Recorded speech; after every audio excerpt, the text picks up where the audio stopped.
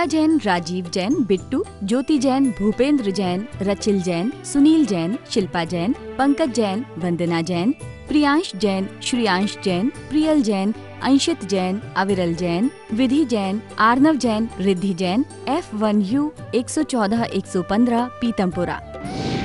Shri Arun Jain, Shrimati Rekha Jain, DU 28 Pitampura.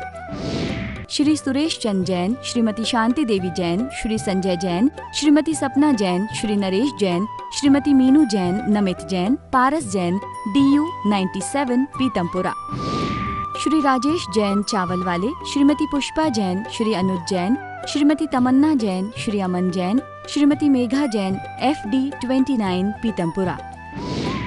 Shrimati Birma देवी जैन, धर्मपत्नी स्वर्गीय Shri Lalchand Jain, Shri Sunil Jain, Shrimati Kusum Jain, Shri Saurabh Jain, Shrimati Sonal Jain, Shri Mayank Jain, Shrimati Divya Jain, master Vihan Jain, baby Maysha Jain, DU 43 Pitampura.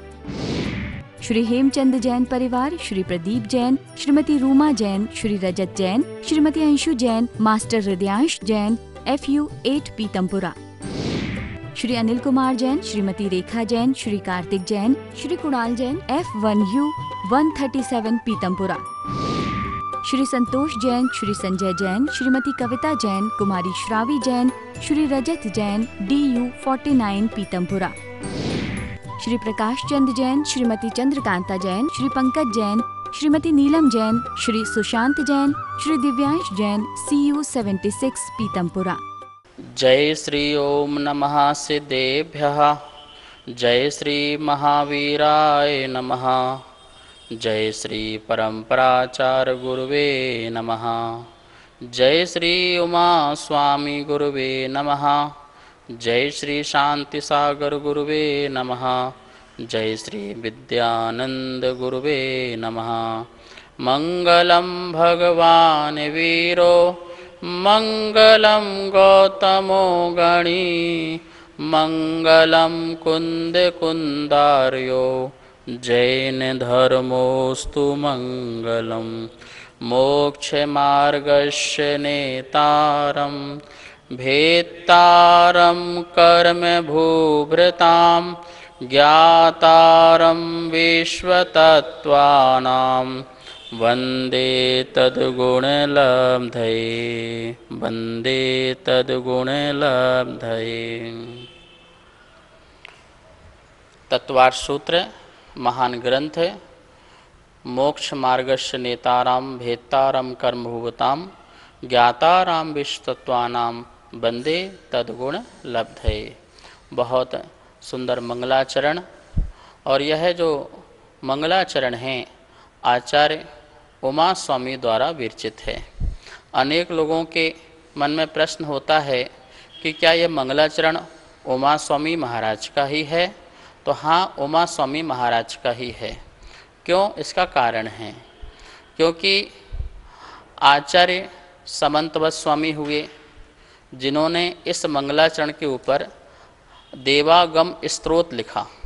तो आचार्य समंतवत स्वामी जो हैं वो दूसरी शताब्दी में हुए और आचार्य पूज्यपाद जो स्वामी हुए वो 5वीं-6वीं शताब्दी में हुए, बहुत दिनों बाद हुए। सर्वार सिद्धि में यह मंगलाचरण पाया जाता है। तो इसका ये मतलब नहीं कि यह मंगलाचरण पूज्यपाद स्वामी का है। यह मंगलाचरण सभी ने स्वीकार किया, पर इस मंगलाचरण पर टीका किसी ने नहीं लिखी। आचार्य समंतवत स्वामी हुए जिन्होंने इस मंगलाचरण के ऊपर देवागम आदि स्तोत्र लिखा। अभी हम आपको बताएंगे। तो हमें ये सिद्ध करना है कि यह जो मंगलाचरण है ये पूज्यपाद स्वामी का नहीं, ये उमा स्वामी महाराज का ही यह मंगलाचरण है।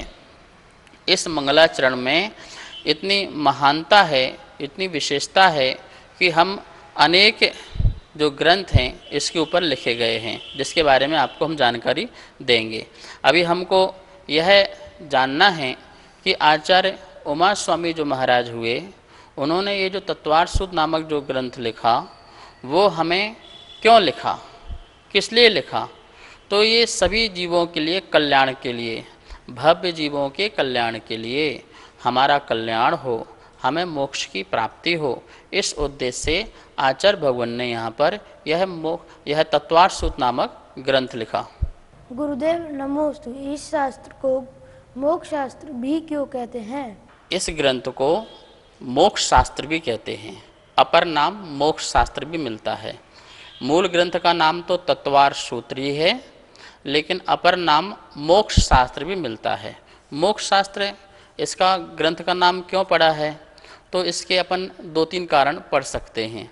जैसे आपने देखा होगा कि अनेक स्तोत्र और स्तुतियाँ होती हैं, जिनका पहला जो शब्द होता है उस शब्द से ही उस स्तोत्र का नाम पड़ जाता है। जैसे भक्तामर स्तोत्र है, यह स्तोत्र वैसे आदिनाथ भगवान की स्तुति है।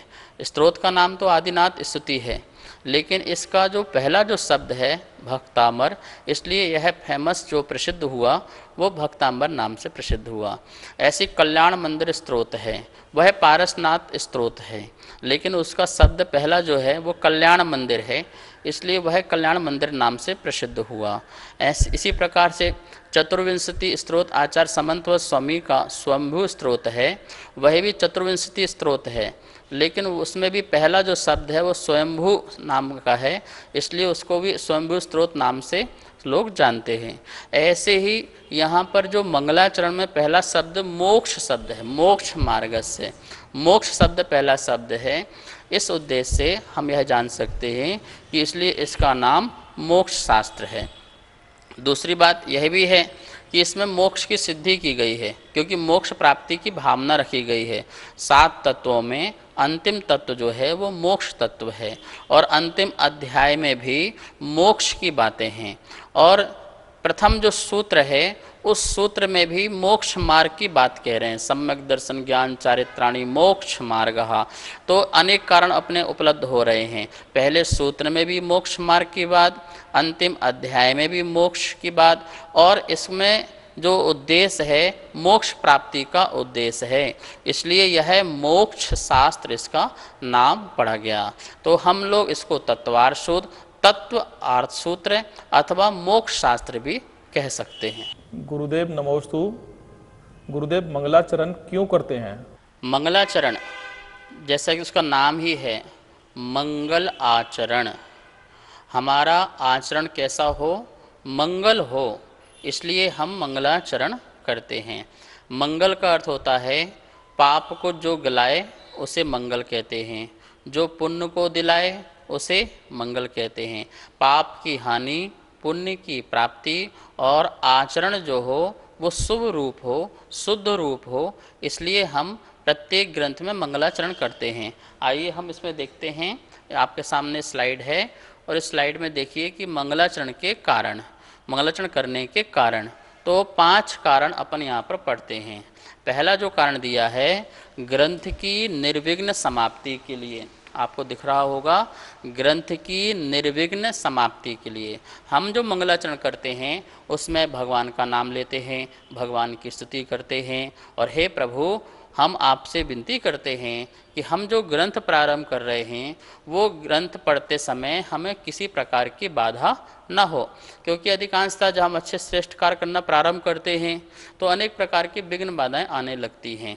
पारिवारिक संबंधी, स्वास्थ्य संबंधी आदि अनेक प्रकार की बाधाएं उत्पन्न होती हैं, जिसके कारण हमारा स्वाध्याय छूट जाता है। कभी स्वास्थ्य खराब हो गया तो हम फिर उसको अध्ययन नहीं कर पाते हैं, हमारा स्वाध्याय छूट जाता है।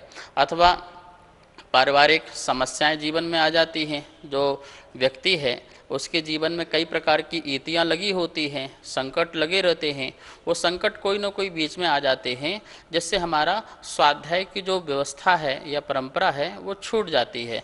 तो हमारा मंगलाचरण जब हम भगवान का नाम लेते हैं, भगवान की स्तुति करते हैं, तो हमारे हर कार्य क्या होते हैं, निर्विघ्न होते हैं, उसमें किसी प्रकार की बाधा उत्पन्न नहीं होती है। तो पहला कारण अपन देखा है, उसमें लिखा है ग्रंथ की निर्विघ्न समाप्ति के लिए, जो ग्रंथ है वो निर्विघ्न रूप से संपन्न हो, इसलिए हम प्रत्येक ग्रंथ में मंगलाचरण करते हैं।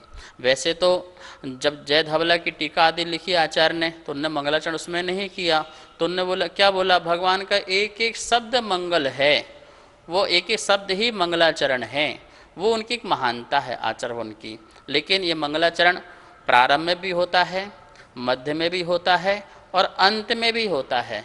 हम जितने बार भगवान को याद करेंगे, जितने बार भगवान को स्मरण करेंगे, हमारा आचरण उतना ही सुंदर सुंदर बनता जाएगा। तो पहला कारण तो ये बात हुई। दूसरा लिखा है शिष्टाचार का पालन करने के लिए। हमें शिष्टाचार का पालन करना है, शिष्ट आचार हो हमारा, श्रेष्ठ आचरण हो हमारा, इसलिए हम मंगलाचरण करते हैं। शिष्टाचार का पालन क्या है? हमारा हाथ जोड़ना, वंदना करना, नमस्कार करना, झुकना, विनय भाव, ये सब हमारा शिष्टाचार है। हम बड़ों के आगे झुकते हैं। ग्रंथ भी हमारी भगवान की साक्षात वाणी हैं, साक्षात अरहंत देव ही हैं, इसलिए उनके सामने भी विनय भाव रखना, झुकना, ये शिष्टाचार है। तो शिष्टाचार का पालन करने के लिए हम मंगलाचरण करते हैं। तीसरी बात लिखी है नास्तिकता का परिहार के लिए। नास्तिकता, हमारे अंदर जो नास्तिकता भरी हुई है, नकारात्मकता भरी हुई है, ऐसा क्यों हुआ, तो इस प्रकार से बहुत सारे हमारे अंदर संशय रहते हैं, शंकाएं रहते हैं। और दूसरा नास्तिकता, आस्तिकता नहीं है हमारे अंदर, आस्था का परिणाम का अभाव है। तो वो हमारा आस्था प्रकट हो, देव शास्त्र गुरु के प्रति श्रद्धा प्रकट हो, भगवान की वाणी के प्रति श्रद्धा प्रकट हो, जो हम पढ़ रहे हैं उसमें हमें समझ में आए, तो हमारे अंदर जितनी भी नेगेटिविटी हैं, नकारात्मकता हैं, वो दूर हो जाएं। इसलिए हम मंगलाचरण करते हैं। जैसे ही मंगलाचरण करते हैं हमारे अंदर आस्तिकता का भाव प्रकट होता है। तो नास्तिकता का परिहार करने के लिए हम मंगलाचरण करते हैं। तीसरा लिखा हुआ है पुण्य की प्राप्ति। देखिए, जब हम शुभ कार्य करते हैं तो नियम से पुण्य की प्राप्ति होती है। आप पूजा करते हैं, ये भी पुण्य का शुभ कार्य है। आप तप करते हैं, तपस्या करते हैं, आप स्वाध्याय करते हैं, ये सब क्या है? ये पुण्य की प्राप्ति, ये शुभ कार्य हैं। जो जितने हम शुभ कार्य करेंगे, उन शुभ कार्य करने से हमें पुण्य की प्राप्ति होती है। जब हम स्वाध्याय करते हैं तो उससे क्या पुण्य की प्राप्ति होती है? आचार्य कुंद देव स्वामी ने रयान सार ग्रंथ में कहते हैं अध्ययन मेव झाणम, अध्ययन मेव झाणम, अध्ययन ही ध्यान है। अध्ययन ही ध्यान है। हाँ, अध्ययन ही ध्यान है। ध्यान क्या है? एकाग्रता का नाम ध्यान है। जब हम ध्यान करते हैं तो हमारी एकाग्रता आती है। ऐसे जब हम स्वाध्याय करते हैं तो स्वाध्याय में हमारी एकाग्रता आती है। संसार के प्रति, कोई विषय वासना के प्रति परिणाम नहीं जाते हैं, भाव नहीं जाते हैं। हमारा मन जो है इसमें एकाग्रता को प्राप्त होता है, तो ध्यान प्रकट होता है। तो ये पुण्य की प्राप्ति है। भगवान की वाणी को पढ़ना ये भी पुण्य की प्राप्ति है। तो पुण्य की प्राप्ति के लिए हम मंगलाचरण करते हैं। अंतिम और 5वां नंबर का जो है उपकार का स्मरण करने के लिए, ये बहुत सबसे बड़ी बात है। क्या उपकार? भगवान आपने हम पर कितना बड़ा परम उपकार किया है। ये जो सम्यक वाणी आपने हमको दी है, जिसके कारण से हम अच्छा मार्ग चुन सकें, अच्छा रास्ता जान सकें, तो ये हमारा आपने हम पर बहुत बड़ा उपकार किया है। तो उस उपकार के लिए हम मंगलाचरण करते हैं। इसलिए हम उनको नमस्कार करते हैं कि हे प्रभु, आप ना होते तो आज क्या होता। उपकार का स्मरण करने हेतु भी हम क्या करते हैं? मंगलाचरण करते हैं। देखिए, हमें कोई ग्रंथ पढ़ा रहा हो, हमें कोई अच्छी वाणी बता रहा हो और हम उनको याद ना करें, उनको स्मरण न करें, हम ग्रंथ पढ़ें और नाम न लें, अच्छी बात थोड़ी है। कोई गुरु ने हमको शिक्षा दी है और हम उन गुरु का नाम न लें, तो ये तो ज्ञानावर्णी कर्म का बंध बनता है। यदि हम जब कविताएं भी पढ़ते हैं, जनवाणी पढ़ते हैं, तो हम लोग क्या करते हैं? लेखक का नाम निकाल देते हैं। नाम कभी नहीं निकालना चाहिए। क्यों? क्योंकि नाम निकालने का मतलब है तुम्हारे अंदर मायाचारी है, तुम्हारे अंदर छल कपट है। किसी के नाम निकालने का मतलब है आपके अंदर अहंकार है, मान है, आप उसका नाम नहीं लेना चाह रहे हैं। ऐसा नहीं करते हैं, इससे ज्ञानावर्णी कर्म का बंध बनता है। इसीलिए हम मंगलाचरण में उपकार की दृष्टि से जिनने हम पर उपकार किया है, हम उनको स्मरण करते हैं, उन्हें हम याद करते हैं। तो इसलिए हम मंगलाचरण में इस बात का भी ध्यान रखते हैं। तो इन 5 कारणों के कारण हम मंगलाचरण करते हैं। अब अपन चलते हैं तत्वार सूत के बारे में। तत्वार सूत जो ग्रंथ है, इसमें जैसे मैंने बताया कि 10 अध्याय हैं और 7 तत्वों का इसमें वर्णन है। चलिए आइए देखते हैं इन 10 अध्याय में किस अध्याय में कौन से तत्व का वर्णन है। आपको यहाँ पर स्लाइड दिखाई दे रही होगी और इसमें आप देखिए कि यहाँ पर 10 अध्याय लिखे हुए हैं और किस अध्याय में किस वस्तु विषय का वर्णन है। जैसे कि आपको पता ही है, आपने बाल बोध में भी पढ़ा होगा, बचपन की पाठशाला में भी पढ़ा होगा कि तत्व 7 होते हैं, जीव, अजीव, आश्रव, बंध, संबर, निर्जरा और मोक्ष। ये 7 तत्व होते हैं। एक अध्याय से लेकर के 4 अध्याय तक जीव तत्व का वर्णन है। 7 तत्व में जो पहला तत्व है वो जीव तत्व है और उस जीव तत्व का 4 अध्यायों में वर्णन है। पहले से लेकर के 4थे अध्याय तक जीव तत्व का वर्णन है।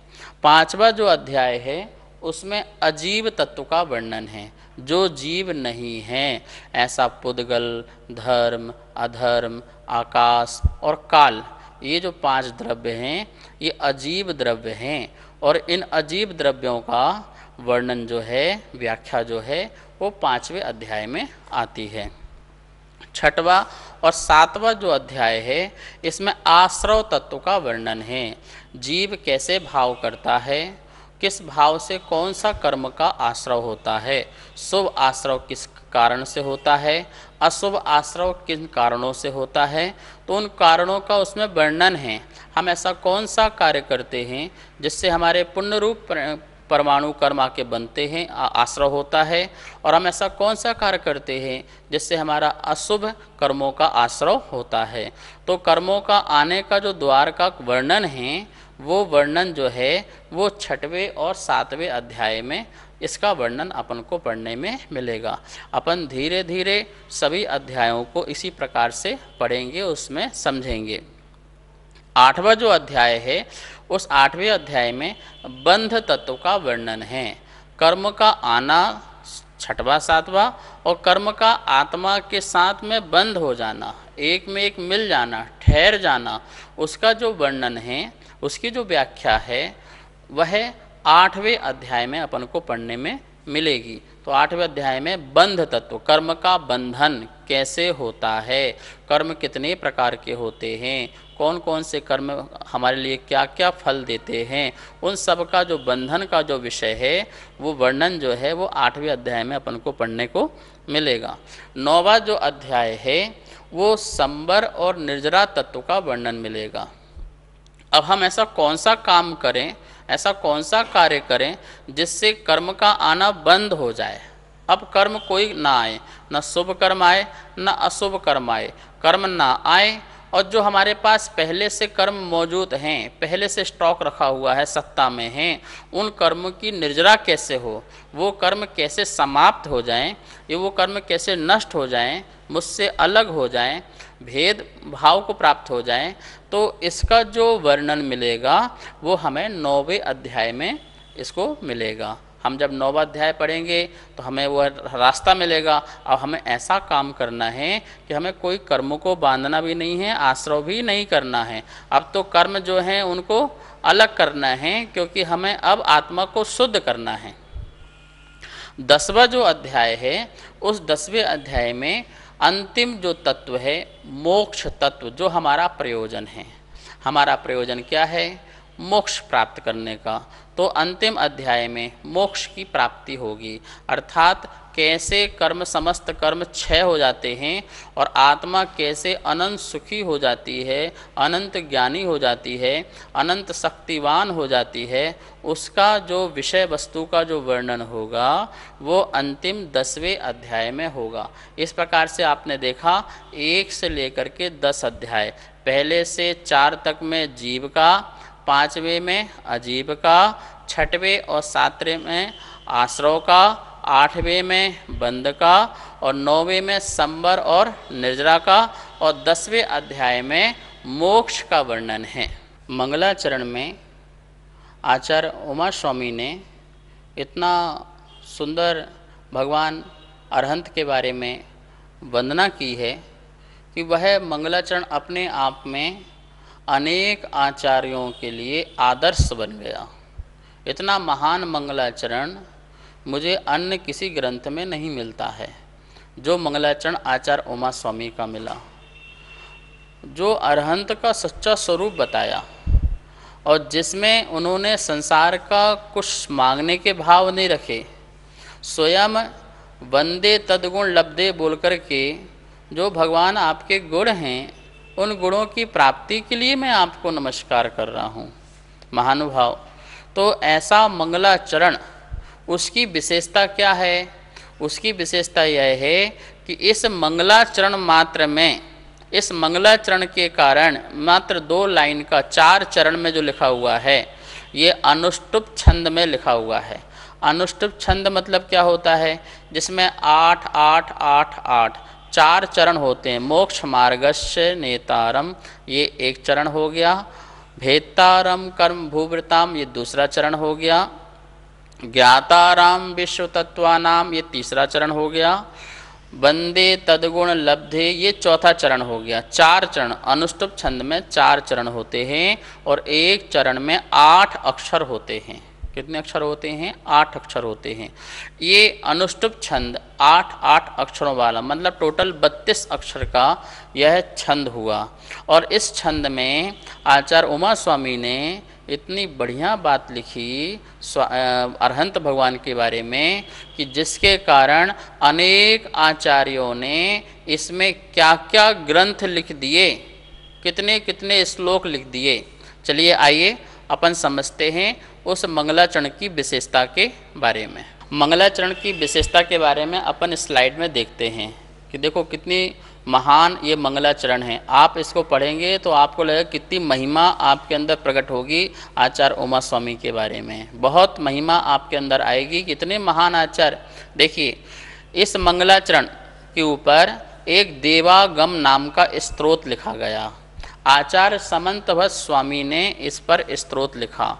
115 श्लोक प्रमाण, आप देखिए यहाँ देख रहे हैं ना, 115 श्लोक लिखे आचार्य समंतभट्ट स्वामी ने देवागम स्तोत्र में। और इन्होंने इस पर टीका भी लिखी जो आज अप्राप्त है, गंधहस्ती महाभाष्य। गंधहस्ती महाभाष्य नाम की टीका है जो आज प्राप्त नहीं है, अनुपलब्ध है किसी कारणवश, लेकिन उन्होंने उस पर सौपज्ञ टीका भी आचार्य समंतभट्ट स्वामी ने लिखी। और इसी देवागम स्तोत्र के ऊपर आचार्य भट्ट अकलंक देव, जो महान प्रकांड न्याय के ज्ञाता थे, न्याय दर्शन के ज्ञाता थे आचार्य अकलंक देव, उन्होंने इस देवागम स्तोत्र जो 115 श्लोक थे, 115 श्लोकों में 800 श्लोक लिख करके अष्टसती नाम की टीका लिखी। अष्टसती 800 श्लोक प्रमाण देवागम स्तोत्र के ऊपर टीका लिखी आचार्य अकलंक देव ने। तो कितनी महानता इस विशेषता ग्रंथ की बता रहे हैं। अष्टसती नाम की 800 श्लोक प्रमाण क्या लिखी? टीका लिखी। और इस अष्टसती टीका के ऊपर आचार्य विद्यानंदी, जो हमारे महान प्रकांड विद्वान आचार्य हुए, उन्होंने इस पर अष्टसती पर अष्टसहस्री टीका लिखी। अष्टसहस्री, जिसमें 8000 श्लोक प्रमाण टीका लिखी। देखिए पहले देवागम स्तोत्र 115 श्लोक प्रमाण, फिर उस पर अकलंक देव ने अष्टसती नाम की 800 श्लोक प्रमाण टीका लिखी, और फिर आचार्य विद्यानंद मुनिराज ने अष्टसहस्री नाम की टीका लिखी जो 8000 श्लोक प्रमाण टीका रही, वो इस ग्रंथ पर लिखी गई। तो इससे हमको लगता है कि वो मंगलाचरण, 1-2 लाइन का जो मंगलाचरण था, उस मंगलाचरण की इतनी विशेषता रही कि इतनी महान महान आचार्यों ने इतने इतने श्लोक प्रमाण उसकी टीका लिखी। कितना बृहद वर्णन किया होगा अरहंत भगवान का, तीर्थंकर भगवान का, उनकी दिव्य ध्वनि का। तो ये इस मंगलाचरण की बहुत बड़ी अपने आप में विशेषता रही। ऐसी विशेषता मुझे अन्य मंगलाचरण में नहीं प्राप्त हुई है जितनी विशेषता इस मंगलाचरण की यहाँ पर हमने पढ़ने को मिली हुई है। नमस्ते गुरुदेव। गुरुदेव, मंगलाचरण की क्या विशेषता है? इस मंगलाचरण की जो विशेषता है वो सबसे बड़ी बात यह है, वंदे तद्गुण लब्धे। इस मंगलाचरण में आचार्य देव ने कोई संसार संबंधी कोई वस्तु की मांग नहीं की। इसमें मांग की है तो वह क्या की है? आपके जो गुण हैं उन गुणों की प्राप्ति हो। आप यहाँ स्लाइड में देखिए, एक बार पुनः इसका अर्थ देखते हैं। क्या लिखा है? भेत्ताराम कर्म भूभृताम, पहली बात लिखी है भेत्ताराम कर्म भूभृताम, कर्म रूपी पर्वतों के भेदने वाले, अर्थात आप वीतरागी भगवान हो, ठीक है ना। ज्ञाताराम विश्व तत्वानाम, संपूर्ण तत्वों को जानने वाले हो। मोक्ष मार्गस्य नेताराम और हितोपदेशी, इसका क्रम ऐसे इसलिए दिया है कि वीतरागी, सर्वज्ञ और हितोपदेशी ऐसा पढ़ने में आपको आए। तो इन तीन बात से हमें वीतरागता प्रकट हुई, सर्वज्ञता प्रकट हुई और हितोपदेशी पना हमारे अंदर आया। तो इन तीनों को जो प्राप्त हुए हैं को नमस्कार किया। क्या किया? उनको नमस्कार किया और उनके जैसे गुणों की प्राप्ति के लिए, उनके गुणों की प्राप्ति के लिए उनके जैसे, देखो हम किसी के गुण तो नहीं ले सकते हैं, पर अपने गुण को उनके गुण जैसे बना सकते हैं। हम किसी के आत्मा के गुणों को ले नहीं सकते हैं। हम किसी का ज्ञान ले सकते हैं क्या? नहीं ले सकते हैं। आप अपने ज्ञान को उजागर कर सकते हैं, आप अपने ज्ञान को अच्छी तरह से और प्रकट कर सकते हैं। तो ऐसी हमारी भावना है उमा स्वामी भगवान ने, और हमारी सबकी यही भावना है कि भगवान जैसे आपके अंदर वीतरागता आई है ऐसी वीतरागता मेरे अंदर भी हो। मैं भी अपने राग, द्वेष, मोह आदि को नष्ट करके मैं भी क्या बनूं? परमात्मा बनूं, ऐसा वीतराग भाव प्रकट करूं, ऐसी मेरी यहाँ भावना है। और सर्वज्ञता मेरे अंदर आए। मैं अल्प ज्ञान से जानता हूँ तो उसमें मेरी कमी रहती है, मैं कुछ जानता हूँ कुछ नहीं जान पाता हूँ। तो हमारे अंदर भी सर्वज्ञता हो प्रभु, हमें और कुछ नहीं चाहिए, हमारे अंदर सर्वज्ञता प्रकट हो, हम भी समस्त वस्तु को जो जैसी वस्तु है उसको वैसा जाने, ऐसा ज्ञान प्रकट हो। और हितोपदेशिता, मैं भी जगत में हित का उपदेश दूं, ऐसी मेरी भावना है। तो अपने अंदर भी ये सब गुण हैं, हम अनंत गुणों के भंडारी हैं। हम परमात्मा के पास आते हैं तो परमात्मा के पास आकर के अपने गुणों को प्रकट करने आते हैं, अपने भावों को निर्मल करने आते हैं। तो इस मंगलाचरण की यही विशेषता है कि उनके गुण को देख करके अपने गुण में भी वैसे प्रकटता की भाव प्रकट हों, यह यहाँ पर इसकी विशेषता ली गई है। इसी उद्देश्य से यहाँ पर ऐसा भाव यहाँ पर उमा स्वामी भगवान ने रखा है। सुनीत जैन, नीरज जैन, विभोर जैन, इति जैन, सर्वांग जैन, चारू जैन, गौरव जैन, दर्श जैन, अनिकांत जैन, कोकिला जैन, कनिका जैन, गौरव जैन, अर्घ्य जैन, नितिका जैन, मयूर जैन, पर्व जैन, अदिति जैन, सामवेद, तिलका देवी जैन, मनोज जैन, उषा जैन, सुनित जैन, नीरज जैन, अनिकांत जैन, कोकिला जैन, राजीव जैन, वंदना जैन, राजीव जैन, वंदना जैन, वरुण जैन, पूजा जैन, वाणी जैन, श्रीमती कमलेश जैन, धर्मपत्नी स्वर्गीय श्री श्रीपाल जैन, परिवार QU 149C, पीतमपुरा, दिल्ली, श्रीमती आशा जैन, धर्मपत्नी श्री सुखमाल चंद जैन, चावल वाले, श्री रवि जैन, श्रीमती डिम्पल जैन, श्री अमित जैन, श्रीमती मीतू जैन, श्रेय जैन, अर्पित जैन, कनिका जैन, आदित्य जैन, FU 71, पीतमपुरा, दिल्ली, श्रीमती केला जैन, श्री जगदीश राय जैन, श्रीमती उषा जैन, श्री कुलभूषण जैन, श्रीमती प्रीति जैन, श्री संजय जैन, मोनाल जैन, हाद्विक जैन, साक्षी जैन, DU 5, पीतमपुरा, दिल्ली, श्री संजय जैन, श्रीमती रचना जैन, श्री सक्षम जैन, श्री उत्कृष्ट जैन, श्री दीपक जैन, श्रीमती स्वाति जैन, उन्नति जैन, आगम जैन, F1U1, पीतमपुरा, श्री अजय कुमार जैन, श्रीमती सुमन जैन, श्री अभिषेक जैन, श्रीमती दिव्या जैन, मास्टर लवित जैन, BU 101, पीतमपुरा।